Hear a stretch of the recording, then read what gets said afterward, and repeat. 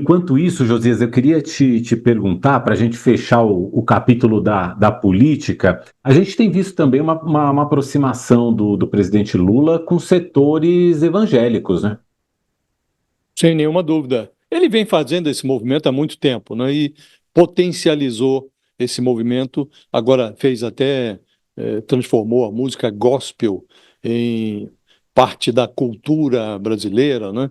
É, o que é, levou alguns evangélicos a olhar para ele com menos nariz torcido.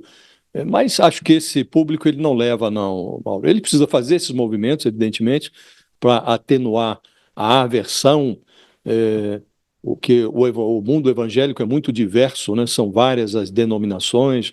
Então, há setores que são mais bolsonaristas, outros menos bolsonaristas. Se o Lula conseguir convencer um pedaço dos evangélicos que eles devem colocar no altar não o Bolsonaro, mas Jesus Cristo, Deus, a religião, ele já terá alcançado um grande feito, né?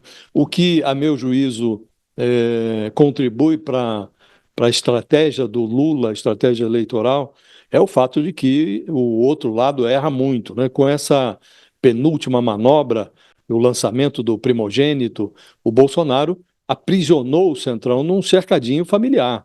Então, o sonho presidencial do Tarcísio de Freitas apodreceu antes de amadurecer.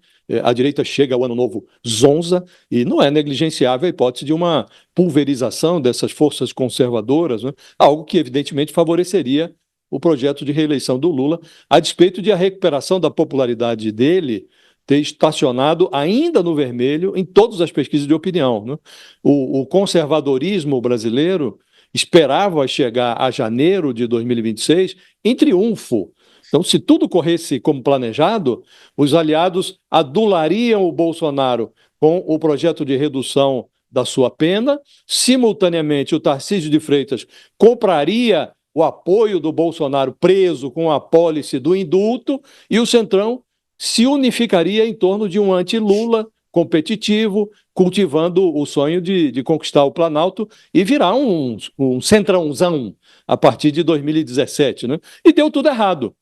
Aprovada lá na Câmara e no Senado, a proposta da dosimetria subiu para a mesa do Lula como matéria-prima para um veto, que está esperando na fila para acontecer na simbólica data de 8 de janeiro, e com pavor de se tornar irrelevante, o Bolsonaro preferiu trocar a promessa de um indulto a prazo por uma cobrança à vista do apoio desses aliados do Centrão à candidatura presidencial do Flávio Bolsonaro. Então, deu tudo errado para o Centrão.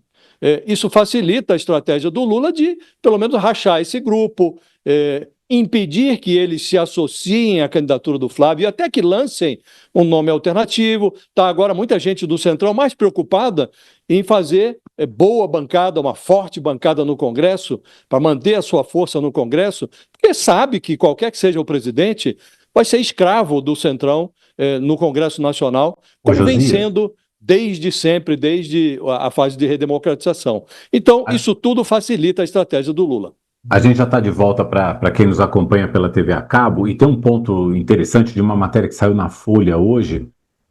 O Congresso já derrubou metade dos vetos do presidente Lula nesse atual mandato, e assim, a comparação com os mandatos anteriores, de presidentes anteriores, inclusive o próprio Lula, é uma coisa assim assustadora. Do Fernando Henrique, 1% dos vetos foi derrubado. Lula 1 e 2, 1,6%. Dilma 1 e 2, 4,9%. Temer, 14,6%. Aí o jogo muda. No governo Bolsonaro, 44% dos vetos derrubados e no governo Lula, 49% dos vetos derrubados. Quer dizer, o jogo da governabilidade, é disso que trata essa matéria da Folha, mudou completamente, né? Esse era um ponto que você estava abordando. Antigamente, Mauro, o sonho de deputados e senadores era jantar com o presidente, para convencê-lo a liberar uma verbazinha aqui e ali. Hoje, com a conversão das emendas parlamentares em emendas impositivas, a liberação é obrigatória, os parlamentares querem jantar o presidente, não com ele. Então mudou a regra, mudou o jogo. Eles não dependem mais do governo para obter as verbas que asseguram as suas respectivas eleições. Quando não asseguram, coisa diferente, né? Parte do dinheiro vai para o bolso. Hoje, emenda orçamentária, emenda parlamentar virou um outro nome para roubo, para assalto de verbas federais, né? Então, hoje os parlamentares se consideram independentes, livres para fazer o seu jogo, né?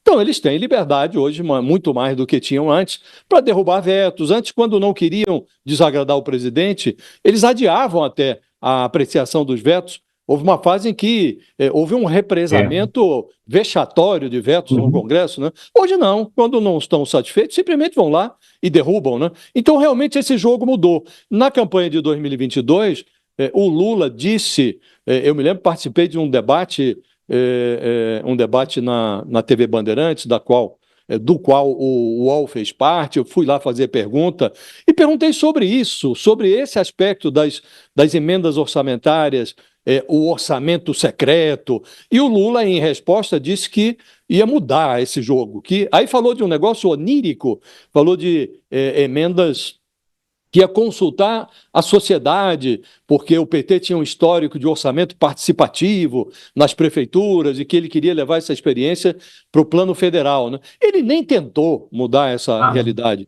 Em verdade, completamente errado. Antes mesmo do governo começar, já na fase de transição, o Lula teve que aprovar lá uma mudança orçamentária que lhe deu algo como 150 bilhões de reais para restaurar programas que o Bolsonaro tinha devastado, e ali fez-se um acordo com a participação do Arthur Lira, e as emendas foram liberadas, inclusive emendas secretas, e esse jogo não mudou até hoje, dificilmente vai mudar se não houver uma mobilização maior do que apenas uma vontade retórica do presidente, né? E isso deu, como disse, uma autonomia aos congressistas para derrubar, como bem entendeu, os vetos do presidente.